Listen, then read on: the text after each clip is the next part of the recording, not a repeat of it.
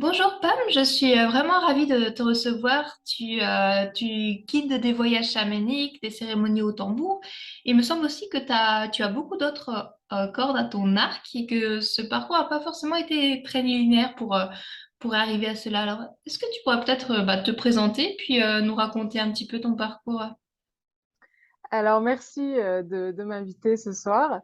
Alors, effectivement, donc, mon surnom, c'est Pam. Mon vrai prénom, c'est Pauline. Et à la base, donc, je viens de France, dans un petit village de l'Ain. Et j'avais un parcours très classique. J'ai fait un bac S, ensuite j'ai fait un master en neurosciences, j'ai travaillé au CNRS pendant 2 ans. Donc, très, très classique. Et puis, à mes 25-26 ans, j'ai eu une chance qui, en fait, je vais péter les plombs, je vais mourir de nuit. Et c'est pour moi, j'aimais vraiment, est ce que j'avais vraiment envie de faire. Et j'ai trouvé ça grave de ne pas savoir ça. Donc je me suis posé des questions.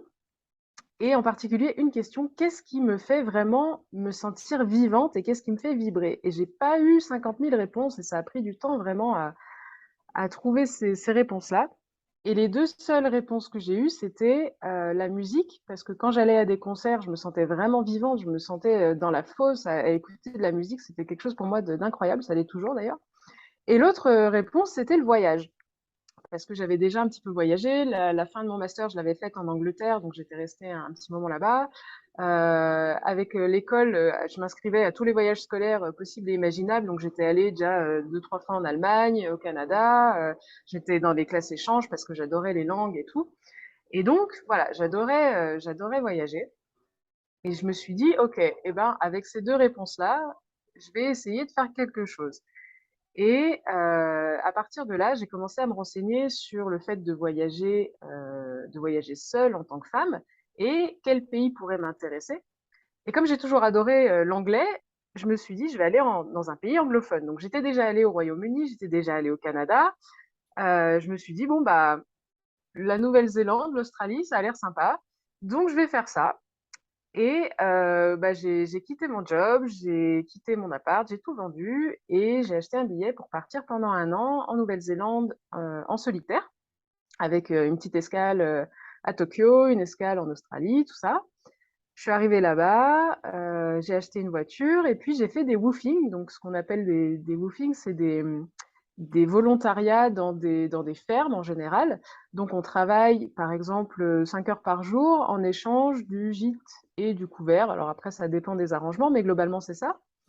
Donc voilà, j'étais en Nouvelle-Zélande pendant quasiment un an. J'ai traversé les deux îles avec ma voiture. J'ai travaillé dans des jardins de permaculture avec des petits veaux, avec voilà des tas de gens qui m'ont accueilli chez eux, chez elles, et c'était vraiment super enrichissant. Et pendant ce voyage, j'ai aussi découvert quelque chose de nouveau pour moi, qui était le développement personnel et la spiritualité. Des choses dont j'avais quasiment jamais entendu parler avant ça, parce que dans ma famille, on est plutôt athée, voilà, on n'est pas spécialement axé spiritualité ou quoi. Et là, j'ai commencé à lire mes premiers livres ouais, de développement personnel et de spiritualité.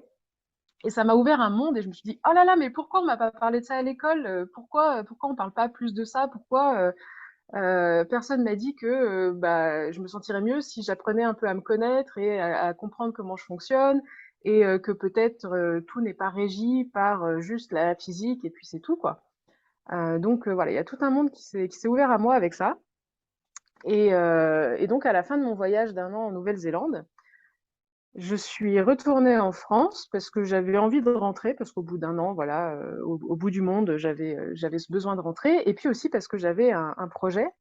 Je m'étais dit qu'à partir de là, j'allais faire uniquement les choses que j'avais vraiment envie de faire. Pas parce que la société me dit de les faire, pas parce que mes parents me disent que c'est le bon chemin ou quoi. Donc, j'ai fait quelque chose que j'avais envie de faire depuis très longtemps, qui était un CAP de pâtisserie. Donc, je suis revenue en France, j'ai passé mon CAP en un an, je suis retournée à l'école avec des petites jeunes, c'était plutôt cool. J'ai fait mon apprentissage avec un super maître d'apprentissage. On est même allé au concours des MOF hein, avec lui. Enfin, c'était vraiment cool. Et puis, j'ai aussi passé mes 3 degrés de Reiki dans cette même année. Et voilà, il y a plein de nouvelles choses qui me sont arrivées pendant cette année en France. Et je savais déjà que j'avais envie de repartir tout de suite après. Donc j'avais à peine eu mon diplôme en poche. En même temps que mon CAP, j'ai aussi fait une formation de rédaction web parce que je me suis dit, ok, voyager c'est cool, mais comment est-ce que je vais pouvoir gagner de l'argent maintenant pour voyager? Parce que le woofing c'est sympa quand on est jeune, mais j'avais pas forcément envie non plus de faire ça toute ma vie.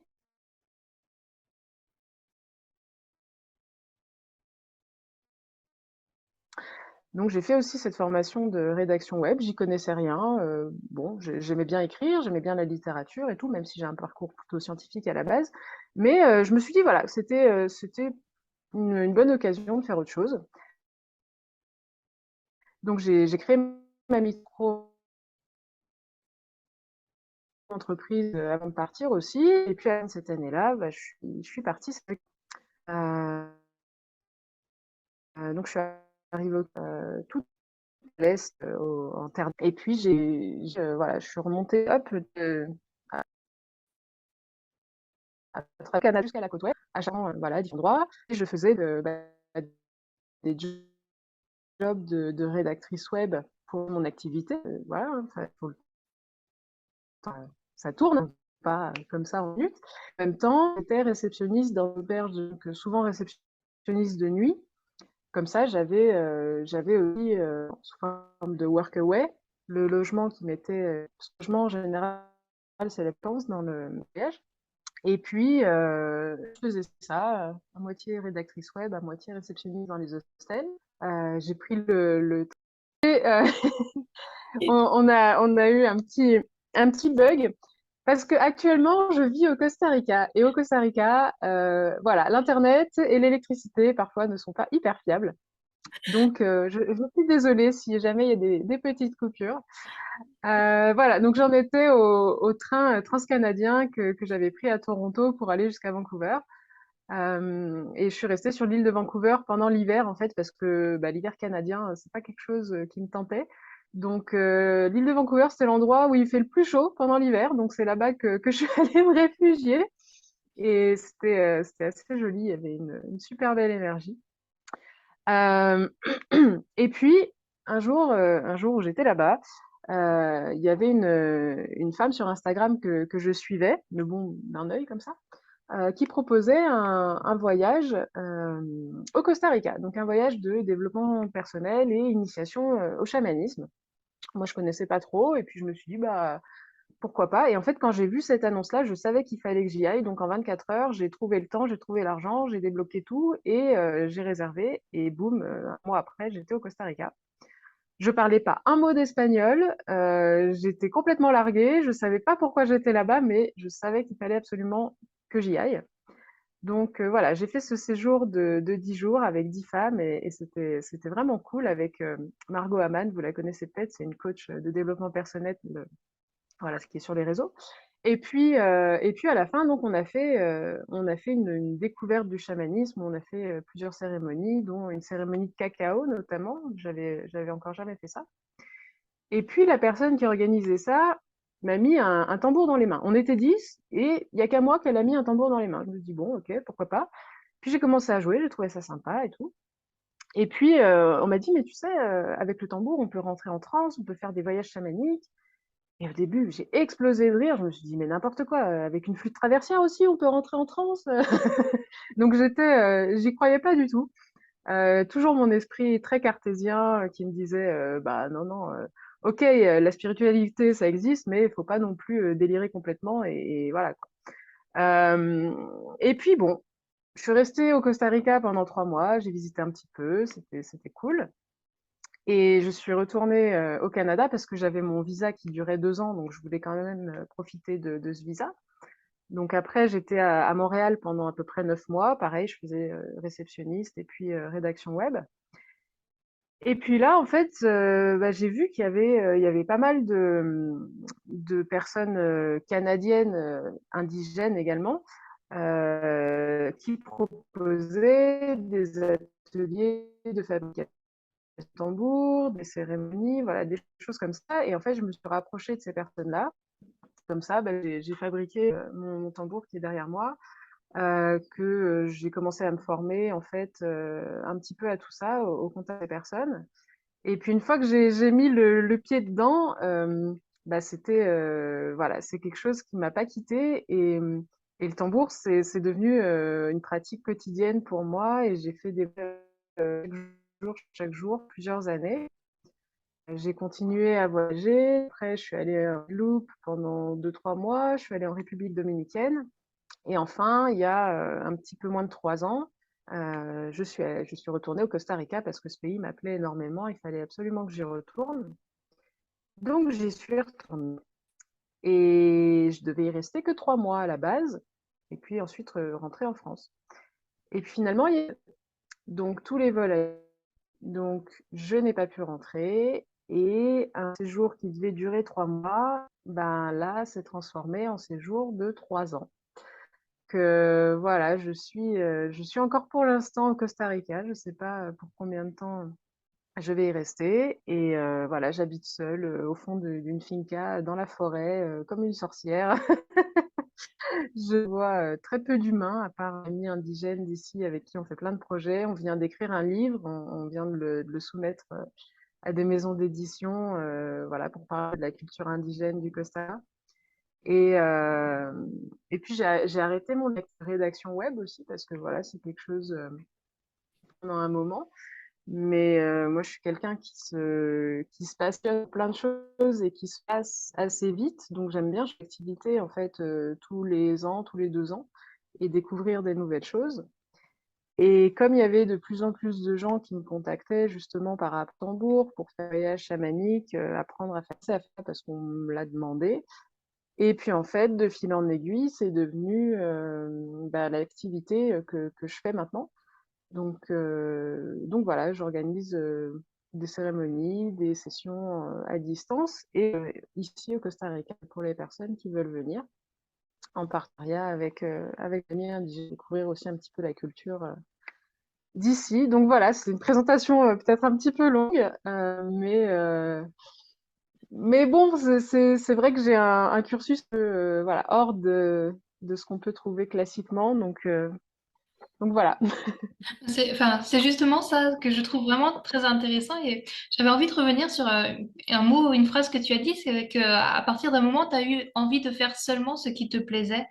Et comment on fait ça? Est-ce que c'est à trouver le courage au fond de soi? Est-ce qu'on laisse de côté toutes ces peurs? Est-ce que c'était toujours là en toi? Ou alors il a fallu travailler un petit peu sur ça et puis se dire, bon, bah là maintenant, c'est fini, je m'amuse vraiment. Non, ça s'est fait du jour au lendemain. Ça a été vraiment quelque chose, ça a été un processus assez long. Euh, et bien sûr que j'ai toujours des peurs et qu'il y a toujours des choses, voilà, où je me dis est-ce que je dois le faire, est-ce que je dois pas le faire, où je doute. Et voilà, ça s'en va pas de toute façon. Mais en fait, je me suis rendu compte que bah, pendant les 25 premières années de ma vie, j'avais surtout fait ce qu'on me disait de faire. Et jusque-là, en fait, je m'en ai pas rendu compte. Donc, je restais dans ce truc-là parce que je m'étais jamais vraiment posé de questions, en fait. Je faisais ce que les gens autour de moi faisaient. Et puis, bah, les gens autour de moi me validaient pour bah, c'est bien, t'as un bon job, c'est bien, t'as un appart à Lyon, c'est bien, tu fais telles activités extrascolaires. Enfin, voilà.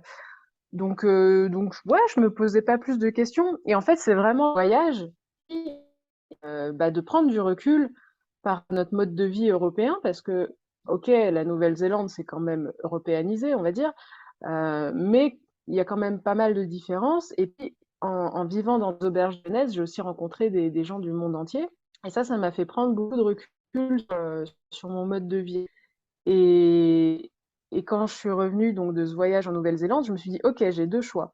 Soit je retourne au CNRS, je retourne dans ma vie classique, je reprends où j'en étais, et puis voilà. Soit je fais autre chose. Mais ce autre chose, je sais pas ce que c'est. Et il y a plein de possibilités, donc il faut faire des choix. mais je sais pas quoi, je sais pas vraiment à l'intérieur de moi, voilà, que je veux faire maintenant. Et donc face à ces deux choix-là, bah, ma fille, il me poussait plutôt à revenir au CNRS, à retrouver mon job d'ingénieur, enfin voilà, à revenir dans les clous, parce qu'évidemment, eux, ça les sécurisait de savoir que j'avais un emploi stable, de savoir que, bon, voilà. Mais moi, ça me sécurisait pas du tout, et ça m'a tout peur, par exemple, d'avoir un CDI ou de faire un prêt pour acheter une maison, parce que moi, je me sentirais piégée, et ma valeur principale, c'est la liberté. Moi, je veux toujours être libre de mes mouvements. Donc je me suis dit: «OK, je vais pas opter pour la sécurité, opter pour la liberté», avec les conséquences que ça a. Voilà, la liberté, c'est pas non plus facile. Et et donc je me suis dit: «Bon, bah, maintenant que j'ai cette liberté, qu'est-ce que je vais en faire?» Et bah, je vais essayer d'en faire les choses que j'ai vraiment envie de faire. Et je veux pas être comme, les générations au-dessus qui étaient obligées, de faire des choses, qui avaient pas le choix, en fait. J'ai la chance d'être dans une génération où j'ai le choix, où j'ai un petit peu d'argent, où on peut voyager, où on peut faire plein de choses, même en tant que femme, même en tant que seule. Et en fait, je me suis dit, bah, ça, c'est vraiment une occasion que mes ancêtres n'ont pas forcément. Moi, je l'ai, et ben, je vais en profiter et je vais vivre à fond. Et peu importe les conséquences, parce que de toute façon, avoir une vie bien rangée, c'est pas pour moi, et ça aura aussi des conséquences. C'est pas pour ça que je vais être heureuse, en fait. C'est pas parce que j'aurai la sécurité apparente que je serai heureuse. Au contraire. Donc, autant faire ce que j'aime, j'essaye. Si je me plante, je me plante. Et c'est pas grave. C'est pas grave. Ça fait peur, ok, mais c'est pas grave, au final. Si j'avais pas eu mon CAP, bah, j'aurais pas eu mon CAP. C'est pas, bon, voilà. C'était pas non plus un énorme risque. Mais oui, oui, j'essaye des trucs, et puis souvent ça plante, mais c'est pas grave que ça plante. Et Mais oui, ça demande quand même une certaine dose de confiance en soi. Bon, on est d'accord. parce que c'est vrai que je pense qu'il y a beaucoup de gens qui se posent des questions et qui sont pas forcément bien dans leur travail, mais qui se posent aussi la question qu'est-ce que je vais faire après et qui se disent bah j'ai pas trouvé ma voie. Donc pour toi il n'y a pas forcément de voie à trouver, mais des choses à essayer. Ça serait plutôt ça. Ouais, c'est plutôt ça. Et puis se rappeler peut-être quand on était enfant, qu'est-ce qui nous passionnait, qu'est-ce qu'on passait des heures à faire dans notre chambre quand on n'avait rien à faire, qu'est-ce qui fait que quand je fais une telle activité, j'oublie de manger, j'oublie de dormir parce que ça me passionne tellement que je vois plus le temps passer. Et c'est ça en fait qu'il faut retrouver. C'est vraiment ces sensations de faire quelque chose, encore une fois, qui nous fait vibrer, qui nous fait sentir vivant et vivante. Parce que je pense que la vie, elle est faite pour ça, elle est faite pour vivre et pour être vivant et vivante, pas pour voilà, passer 50 ans à travailler dans des jobs qui nous font chier. Alors des fois, il y a des jobs qu'on adore.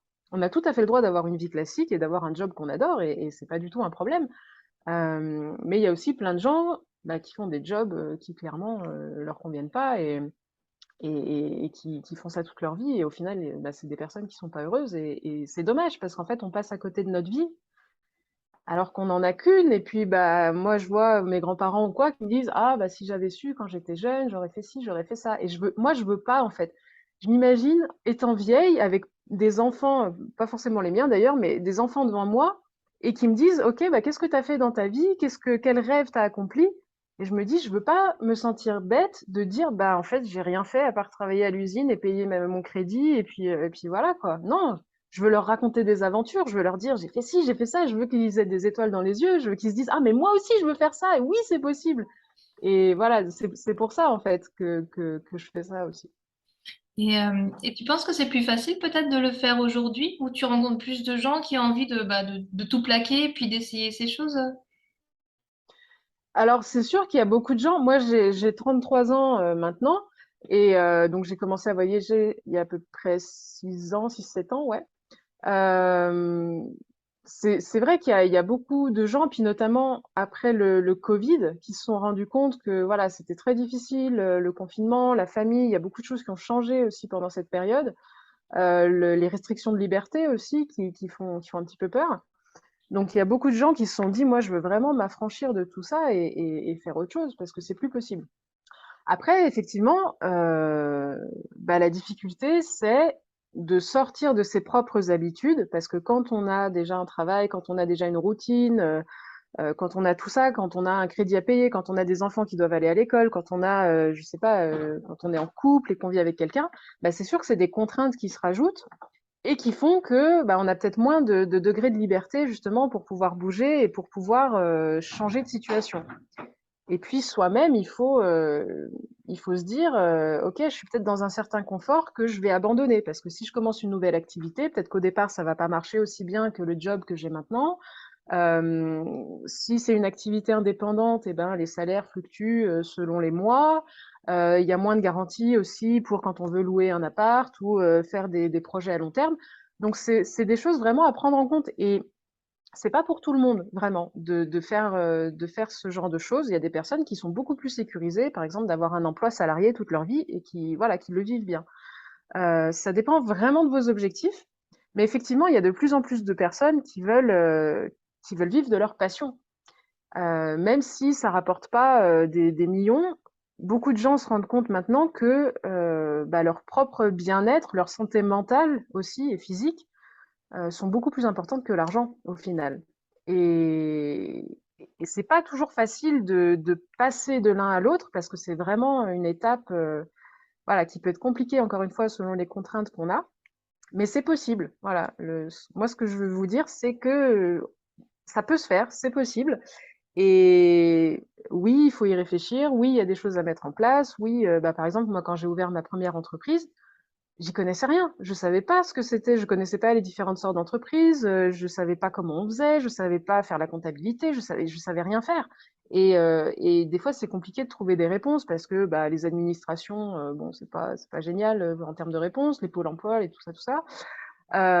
Mais il faut trouver en fait des personnes qui ont fait la même chose que vous voulez faire et rentrer dans ces réseaux de personnes. Donc rentrer dans ces cercles Facebook, rentrer dans ces suivre des personnes sur Instagram qui font ce que vous avez envie de faire et aller poser des questions, aller vraiment vous entourer de personnes qui sont dans ce milieu-là parce que ces personnes-là, elles vont comprendre en fait dans quoi vous êtes et elles vont pouvoir vous aider, elles vont pouvoir justement créer une communauté dans laquelle bah, vous allez vous sentir compris et comprise. Et ça, c'est important quand on a une transition comme ça ouais, qui est intense dans sa vie.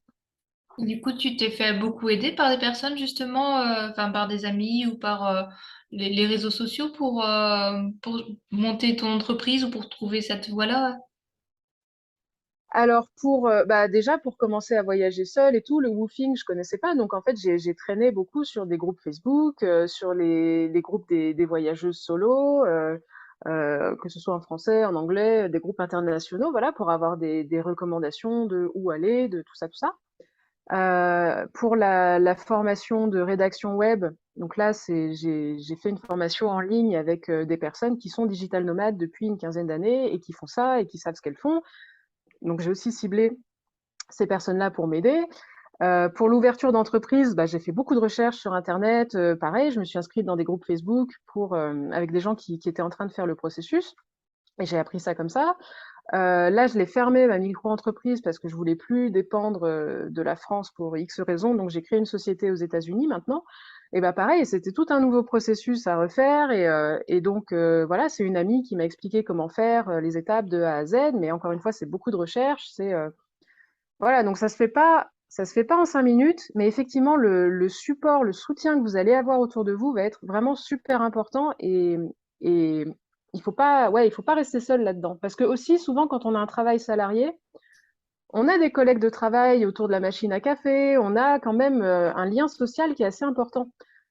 Et quand on est, bah, dans mon cas, quand on voyage solo et qu'on est auto-entrepreneur, entrepreneuse, et ben on va être beaucoup plus seul au final dans notre travail. Il y a pas la machine à café, il y a pas, voilà.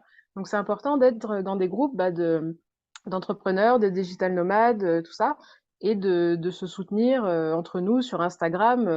On est plusieurs, on fait pas des activités nécessairement similaires, mais on se soutient, voilà, on se met des commentaires, des machins, on se partage parce on sait ce que c'est et on sait à quel point c'est difficile. Donc encore une fois, voilà, le réseau, c'est super important. Ouais. Et tu dis que c'est difficile. Est-ce qu'il n'y a pas justement enfin, de plus en plus de concurrence? On voit sur Instagram peut-être la vie rêvée d'auto-entrepreneuse enfin, dans des endroits magnifiques à travailler peut-être bah, la 4 Hour Work Weeks de Tim Ferriss. Est-ce que c'est vraiment ça la réalité ou alors il y a quand même des questions à se poser et pas sauter peut-être de but en blanc dans ce rêve-là? Alors effectivement, sur Instagram, sur les trucs comme ça, on nous vend du rêve. Bien sûr qu'on nous vend du rêve.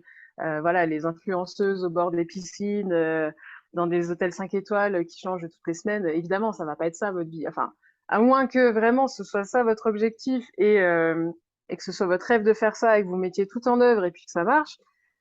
Voilà, ça va pas être ça, clairement. Mais le truc, c'est quoi, en fait, votre objectif là-dedans? Est-ce que votre objectif, c'est d'avoir 100 000 followers et d'aller dans des piscines 5 étoiles tous les 5 matins? Est-ce que c'est ça votre rêve vraiment? Ou est-ce que c'est autre chose? Moi, je sais que je fais ça, je fais cette activité, pas pour gagner plus d'argent, mais pour avoir la liberté géographique, pour pouvoir voyager. Ça, c'est vraiment quelque chose super important pour moi. La liberté d'organiser mon emploi du temps comme je le souhaite, parce que c'était vraiment une grosse contrainte quand je devais aller travailler tous les matins à 9 heures et rentrer à 18 heures, parce qu'il y a des jours où j'ai pas envie de travailler et il y a des jours où je suis hyper productive à 3 heures du matin. Ben voilà. Ça, c'est vraiment quelque chose. Moi, j'avais besoin de cette liberté d'organiser mon an. Et aussi, je le fais parce que j'ai besoin de temps libre pour faire des projets à côté. Donc, j'aimerais par exemple avoir une activité 50 heures par semaine et où je fais beaucoup plus de chiffre d'affaires. Mais moi, c'est pas mon objectif. Mon objectif, c'est de bosser une vingtaine d'heures par semaine, mais d'avoir du temps libre pour faire des projets. Donc, comme je vous disais, écrire un livre avec mon ami indigène, faire des choses comme ça dans les communautés là où je suis. Et garder du temps pour moi, pour lire, parce que j'adore lire, pour regarder Netflix aussi, évidemment, je regarde des séries de temps en temps. Mais encore une fois, ça dépend pourquoi vous le faites. Si c'est pour gagner de l'argent, bah, en fait, ça va être comme un job salarié. Vous allez bosser 70 heures par semaine à fond, à fond, à fond. Et au final, ça sera pas les 4 heures par semaine de Tim Ferriss. Et oui, bien sûr qu'il y a il y a des stratégies pour optimiser votre temps de travail, pour être. Moi, je sais que je suis une personne qui fait toujours tout très vite et qui est super efficace. Et en fait, ça me pénalisait dans le travail salarié parce qu'une tâche que moi je mettais 1 heure à faire, les autres mettaient 3 heures à la faire. Mais au final, bah moi, j'étais pas payée plus parce que je la faisais en 3 fois moins de temps la tâche. Donc, il y a aussi ça à prendre en compte si vous êtes efficace, si vous êtes autodiscipliné, parce que pareil, quand on est dans le salariat, bon, bah, on a un cadre, on nous dit quoi faire, on nous donne des tâches et puis on nous dit quand venir. Quand on est auto-entrepreneur, entrepreneuse, eh ben, il faut vachement d'autodiscipline pour se dire aujourd'hui, c'est pas Netflix, aujourd'hui, il faut que je bosse. Et j'ai tel deadline à respecter et si je les respecte pas, bah, ça va être un problème. Et puis il faut faire sa comptabilité, et puis il faut faire, enfin voilà, il y a plein de choses qu'on nous montre pas sur Instagram, mais qui sont présentes. Gérer une entreprise, bah, ça prend du temps. Voilà, faire votre compta, ça prend du temps. Faire tout ce qui est marketing, publicité et tout. Moi, c'était des trucs que je connaissais pas du tout avant. Et maintenant, bah, avec Instagram, voilà, il a fallu que je m'y mette. Donc, il a fallu que je me forme à ça, que je dépense aussi de l'argent pour me former à ces choses-là. Parce que les réseaux sociaux, voilà, c'est pas quelque chose bon, qui m'attirait à la base, mais bon, j'en ai besoin maintenant. Et, et pour ce qui est de la concurrence, je pense pas en fait qu'il y ait trop de concurrence ou qu'on se tire dans les pattes ou quoi. Moi, je pense vraiment qu'il y a de la place pour tout le monde parce que chaque personne propose des choses. Voilà, les choses peuvent être similaires, mais quand on fait une chose avec une personne ou une autre, c'est pas du tout la même énergie, c'est pas du tout la même façon d'enseigner. Comme à l'école, on peut avoir exactement le même programme de CM1, mais selon le maître là, ça va pas du tout être la même année que vont passer les élèves. Donc là, c'est la même chose en fait. Même pour des activités qui sont similaires, bah, selon avec qui vous allez les faire, ça va être très différent. Et chaque personne a sa propre façon d'expliquer, sa propre façon voilà, d'amener les choses.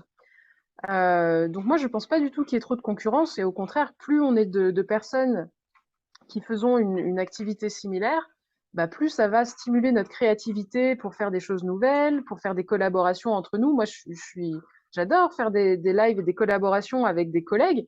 Et au contraire, on se tire pas dans les pattes. On se dit pas, ah, toi, tu fais des trucs comme moi, c'est pas bien, tu vas me voler mes clients. Mais non, personne vole personne à personne. Enfin, moi, les gens, on peut pas les voler à quelqu'un. Les gens, ils ont leur libre arbitre, ils font ce qu'ils veulent. Donc voilà, moi, je crois pas du tout à cette histoire de concurrence, qu'il n'y ait pas assez de place ou quoi. Et ouais, mais bon, peut-être je me trompe. Je... Non, enfin, je ne pense pas non plus, mais c'était. Enfin, je trouve que c'est quand même difficile parfois de percer. Et pour quelqu'un qui voudrait se lancer, ça fait aussi peur toute la route qui est à parcourir quand on voit ces personnes suivies par des milliers d'autres personnes et que ça prend du temps aussi de se construire une audience et qu'on le dit peut-être pas assez non plus. Ouais, ouais. Non, mais c'est vrai, tu fais bien de le souligner. Effectivement, ça prend du temps, ça prend de se former, ça prend de se renseigner, ça prend de faire plein d'essais et d'avoir plein d'erreurs. Et des fois, moi, j'ai lancé des trucs, bah, ça n'a pas du tout marché. Et ben, c'est pas grave, je continue, je lance autre chose et j'apprends de mes erreurs. Mais effectivement, tout ce qui est maintenant, on est plus ou moins obligé de passer par les réseaux sociaux quand même pour se faire de la pub. Et c'est un monde très spécifique où il faut vraiment connaître des choses. Et tu vois, moi je te dis ça, mais j'ai même pas 4000 followers sur Instagram. Je suis nulle comparée à des personnes qui ont des centaines de milliers. Mais moi je m'en fous. Je veux pas. L'objectif c'est pas d'avoir des centaines de milliers de followers. C'est que les gens qui me suivent déjà moi, je produis du contenu pour ces personnes-là. Je produis pas du contenu pour avoir encore plus de followers. Ça, je m'en fous. C'est pour que les gens qui me suivent, bah, soient satisfaits et satisfaites de ce que je propose et que, voilà, ces personnes puissent y trouver ce qu'elles cherchent. C'est tout. D'accord. Et on a Et parlé pas besoin aussi. Pardon. Mais je disais, on a parlé des moments assez difficiles, des moments de doute. Il y a eu des moments, enfin, dans ton parcours où tu t'es vraiment dit, ouais, ça serait quand même plus facile que je retrouve un statut, enfin, plus conventionnel ou une carrière plus conventionnelle, où tu t'es dit, bon, non, je trace, advienne que pourra. ah, c'est sûr qu'il y a des moments de doute, il y a des moments où voilà, je me suis dit, bon, là, j'ai fait un chiffre d'affaires pas extraordinaire. C'est un petit peu compliqué financièrement, je sais pas, ou alors je tombais dans des endroits quand je voyageais qui étaient pas super cool, mais bon, je m'étais engagée pour plusieurs mois, et puis je me disais bon, bah, je peux pas trop, voilà. Oui, oui, bien sûr, j'ai eu des moments de doute, et puis ma famille aussi qui me disait bah reviens en France quand même, t'as la sécurité sociale, t'as le pôle emploi si jamais, voilà, enfin t'as quand même plein de filets de sécurité en France que t'as plus une fois que tu pars. Parce que quand tu pars, t'as plus de chômage. Quand tu pars, t'as plus de sécu. Il faut t'assurer toi-même. Enfin, ouais, il y a plein de choses en fait à penser avant de faire ça. Donc oui, oui, bien sûr, il y a des moments où ma famille me disait, mais écoute, rentre, retrouve un job normal, puis voilà, tu te poses pas de questions, tu fais ton 9-15 et puis ton 9-17 et puis voilà, c'est. Mais non, je peux pas retourner à ça, même si je doute, même si là, tu vois, mon mois d'août, typiquement, j'ai fait mon pire chiffre d'affaires depuis que j'ai ouvert mes entreprises, depuis, je sais pas, 3 ou 4 ans. Ce mois d'août, j'ai fait mon pire chiffre d'affaires et je me suis dit, mais merde, qu'est-ce que j'ai fait de travers? J'aurais pas dû faire ci, j'aurais pas dû faire ça. Et puis j'ai dépensé plein d'argent en formation, justement, et en coaching sur moi-même me connaître mieux et savoir comment gérer les trucs et tout. Donc j'ai dépensé plein d'argent, j'en ai pas fait rentrer. Qu'est-ce que je vais faire, quoi? Et ben même avec ça, je me dis, je m'en fous, je vais manger des pâtes tout le mois, mais je continue, jamais de la vie, jamais de la vie, je vais revenir et je vais rétropédaler là-dedans parce que ce serait un échec. Ou alors, il faudrait vraiment qu'on me propose un job sur mesure et que ce soit quelque chose, encore une fois, où j'ai de la liberté. Mais sinon, non. Pour moi, ce serait vraiment très, très dur de retourner à un job conventionnel, on va dire. Mais encore une fois, moi, j'ai la chance de ne pas avoir de contraintes dans le sens où j'ai pas d'enfant, et j'en veux pas. Je suis pas en couple, donc j'ai pas aussi une autre personne qui me dit, bah, moi, je veux voyager ici, alors que moi, je veux voyager là-bas. Voilà, j'ai personne à charge et ça, c'est quand même aussi une liberté que je me suis donnée, mais que tout le monde n'a pas et qu'il faut évidemment prendre en compte. Si on a des enfants à nourrir, bah ouais, c'est moins simple, effectivement. D'accord. Mais c'est vrai que tu disais qu'une de tes valeurs fondamentales était la liberté, et je pense que ça se ressent, ce mot-là d'ailleurs, revient souvent dans ton discours, et c'est vrai que bah, ça correspond tout à fait à ton mode de vie. Et je voulais te poser une question aussi. Tu disais que tu te lassais souvent de ce que tu faisais. Tu penses rester longtemps enfin, au Costa Rica, dans le chamanisme, dans les tambours, ou alors tu as déjà un petit peu la tête ailleurs? Alors, pour le Costa Rica, je vais quitter le Costa Rica bientôt, mais comme je l'ai encore pas annoncé, je n'en dirai pas plus. Donc voilà, je vais quitter le Costa Rica. Alors moi sincèrement j'aurais aimé rester beaucoup plus longtemps ici, mais pour des histoires de visa, donc ça aussi quand on voyage c'est très important, pour des histoires de tout ça, et puis parce que le Costa Rica m'a appelé à un certain moment, m'a vraiment fallait que j'y aille.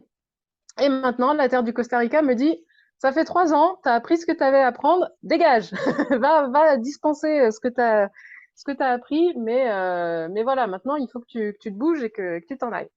Donc voilà, je vais quitter le Costa Rica, mais j'aurais beaucoup aimé vivre là pendant plus longtemps parce que c'est un pays vraiment qui est, pour moi, c'est le pays de l'abondance en fait. Il y a des mangues sur les arbres, des avocats, des ananas. La nature, elle est extraordinaire. Alors il y a plein de contraintes aussi, hein, comme partout. Là, on a une saison des pluies, ça dure 6 mois. Bah, pendant 6 mois, il pleut tous les après-midi et le linge sèche pas et on sent le champignon. Et bon, bah, voilà, il y a des désavantages aussi. Mais ouais, c'est vraiment un pays que j'aime beaucoup et qui a encore une culture indigène qui est présente, qui est vivante. Et même si, bon, ça décline un petit peu, mais il y a encore plein de choses à faire et à voir ici. Bon, moi, voilà, je vais partir, mais c'est vrai qu'en général, je reste pas très longtemps dans le même endroit. Et dans un pays, je vais dans plein d'endroits différents. Je reste pas que dans la capitale. Et moi, je suis plutôt une slow traveleuse, donc je voyage lentement. J'aime bien rester 1 an ou 2 ans dans un pays et puis aller dans plein de petites villes différentes et connaître les personnes qui habitent là, parce que pour moi, faire des city trips, échanger tous les 15 jours de pays, ça n'a pas de sens. C'est pas, pour des personnes, ça a du sens, pour moi, non. Et j'aime bien changer de décor. C'est vrai que je me lasse vite, effectivement, et je me lasse vite des activités que je fais parce que voilà, je suis ce qu'on pourrait appeler multipote ou zèbre, ou enfin voilà, il y a plein de mots maintenant comme ça. Et j'aime bien avoir des passions comme ça qui me prennent. Par exemple, sortie de nulle part, il y a 2 ans, il a fallu absolument que j'achète des aquarelles. J'avais jamais peint ni dessiné de ma vie. Et puis là, ça m'est sorti comme une envie de pisser. Fallait que je me mette à l'aquarelle. Donc voilà, il y a 2 ans, je me suis mise à l'aquarelle. Et voilà. Et puis maintenant, bon, un petit peu moins. Mais ça, je vais pas en faire une activité. Je vais pas vendre mes aquarelles. Voilà, c'est juste comme ça. Mais c'est pour dire que c'est dans plein de domaines de ma vie où effectivement, je me lasse assez vite et en fait, j'ai besoin d'une stimulation intellectuelle vachement importante. Et j'aime bien ouais, les nouveaux défis. Donc bah là, dans mon activité, ce qui est cool avec le tambour quand même, c'est qu'on peut faire plein de choses différentes. On peut faire des cérémonies, on peut le faire à distance, on peut le faire en présence, on peut faire du sound healing, donc plutôt de la sonothérapie, ou plutôt des voyages chamaniques, ou plutôt des régressions dans les vies antérieures, ou plus, enfin, il y a plein de trucs hyper variés. Et moi, ça me permet de ne pas avoir tous les jours la même routine, parce que je déteste la routine. Enfin, pour certains trucs, oui, pour certains trucs, non. Mais, ouais, je me suis pas encore lassée, en tout cas, de ça. Et vraiment, ouais, le tambour, ça fait plusieurs années que j'en fais, et quasiment tous les jours.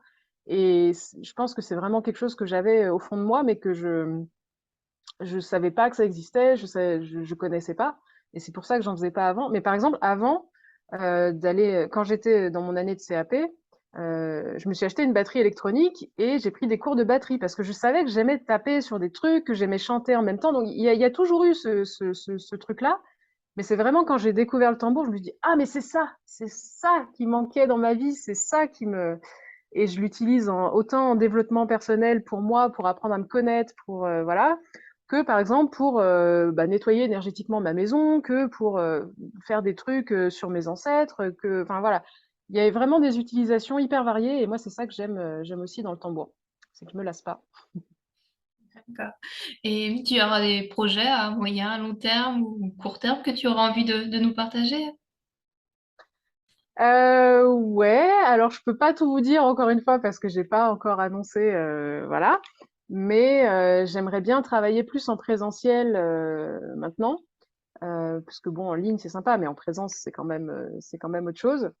Et j'aimerais bien faire un genre de tournée, un petit peu comme Britney Spears, mais en plus cheap, euh, pour voilà pour aller dans différentes villes et bah, proposer des cercles de tambour, voilà, montrer et faire découvrir ce que c'est aux personnes qui peut-être se disent: «Oh là là, je sais pas trop ce que c'est le tambour et le chamanisme, mais ça m'appelle, ça m'intéresse», donc voilà, faire ça et puis aussi transmettre les enseignements de mon ami indigène, donc qui est de la tribu des Wetar, et donc avec qui j'ai passé quasiment 1 an et demi, toutes les semaines, on se voyait et il m'expliquait plein de choses sur sa culture. Et en fait, il m'a dit, maintenant, tu vas être ma porte-parole en français et en anglais, et tu vas diffuser mes enseignements. Donc c'est aussi une grosse responsabilité, un grand honneur.